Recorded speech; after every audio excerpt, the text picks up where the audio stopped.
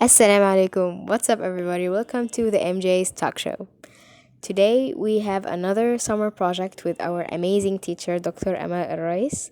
First, before we get into any details, I want to thank everyone so much for all the nice comments and all the likes. I really appreciate it. It was so nice of you, and I had got some beautiful comments from amazing teachers. Really, thank you so much for all the support.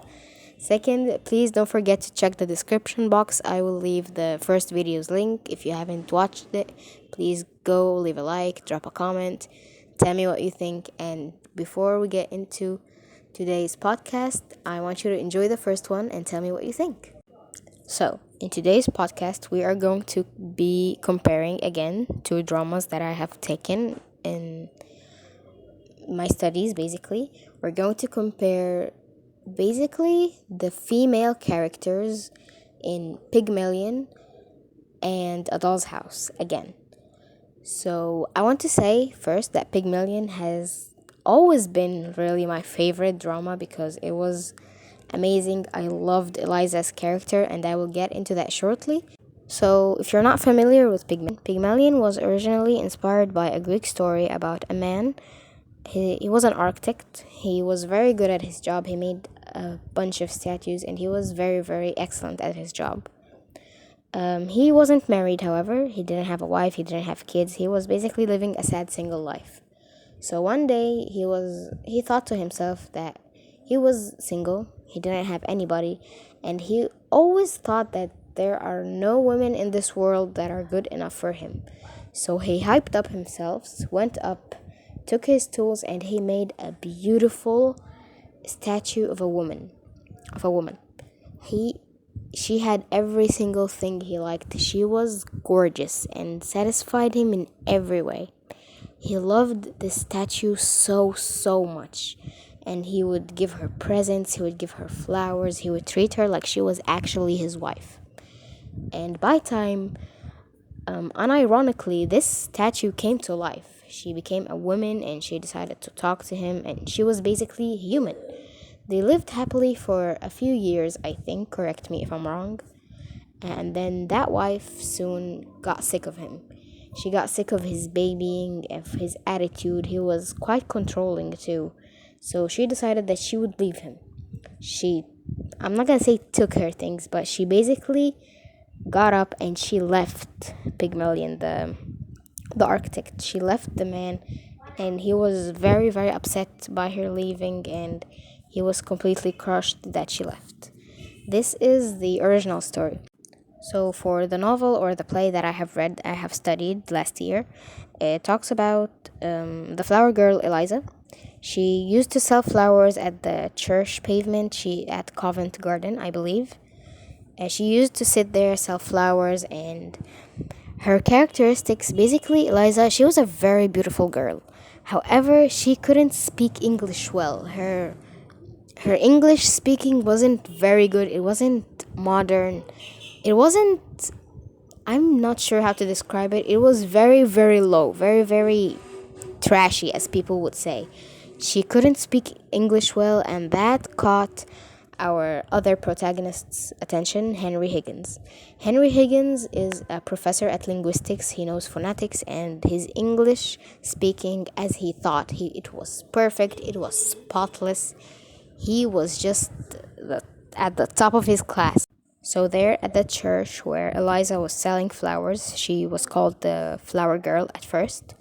Henry Higgins was basically a little bit incognito. He was like hiding, taking a note, writing some stuff. When someone tells Eliza that she should be careful because there's this man writing things about her and he was looking to her, they warned her he might be a cop or something. So she courageously went up and confronted him. What are you doing? Why are you looking at me like that? What are you writing and stuff? She wanted to look at his notes when he got it away.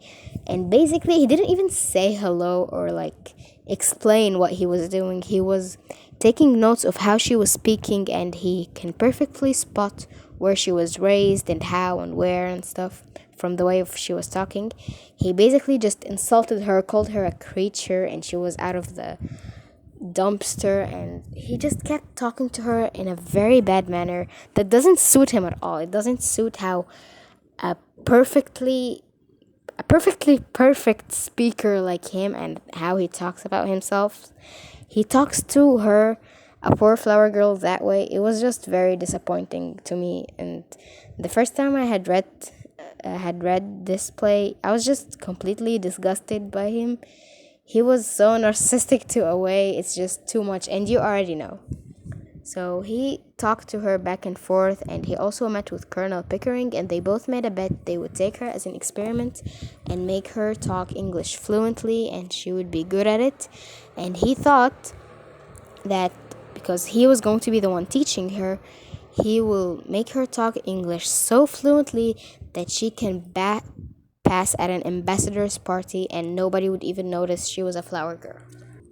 The play goes along as him and Colonel Pickering were teaching Eliza everything, how to talk well, how to speak in a good manner, and all that. And they kept fighting along the play a lot because he was just very rude and she didn't know what she was doing wrong. He kept pressuring her a lot and he never really pressed she did anything wrong. However, you'll see that shortly when I pull up the pictures, basically. You will see how different the treatment was between Colonel Pickering and Henry Higgins. Higgins was so rude, so awful, just he didn't talk to her like she was a human at all. He would always call her creature, everything. He never called her by her name. However, Pickering, when he would talk to her, he would call her Mrs. Doolittle. The first time he called her Mrs. Doolittle, she was so happy, she almost blushed. She was just confused as well. Like you're talking to me, I'm a Mrs. and you're calling me Mrs. Doolittle. And she used that against Henry at the very last of the book at Act 5. And when I tell you I read Act 5, my jaw dropped. It was just frantic how she was talking to him. She was talking to him with all respect, but yet she was insulting him very respectfully, and I totally appreciated that. It was a kiss. So to sum up everything quickly so we don't take too much in the video, she was treated by both as an experiment. She was never really a human to any of them. Yes, I agree that Pickering treated her nicely. He was very respectful, but he yet didn't look at her like she was human. She was an experiment that can get them a lot of praise, a lot of money, a lot of certificates. She was never really a human to either of them. So the play goes along as she was learning from them both how to talk well, how to speak well, to have proper etiquette. And he also tried it out on his mother when he came to her for a visit. And he got and introduced her. And after she left, he didn't say she learned well or anything. He didn't praise her once. He kept saying, I did this, I did that, I made her, I made this. He was very full of himself to a point. It was really, really boring at the end of the play. After all that ended and she successfully passed at the ambassador's party, they went home. Obviously, Henry and Pickering were all blindly drunk. They kept talking about how well they did and how nobody noticed she was just a girl from the streets, while Eliza was just sitting there listening. No one said she did a great job. They were both talking about how good they made her learn and how good they were and how amazing they were at their jobs. Nobody stated that she was a good learner. She passed the test. Nobody said anything. She was just there listening to them praise themselves and saying that the party was boring and they already knew she was going to do it because we were the ones who helped her learn. It was very, very pathetic. So that was it for part 1. I hope you enjoyed. Stay tuned for part 2, which I will upload shortly after this one. Let me know what you think. Please don't forget to like, comment, and subscribe. I hope you enjoyed, and I'll see you in the next part.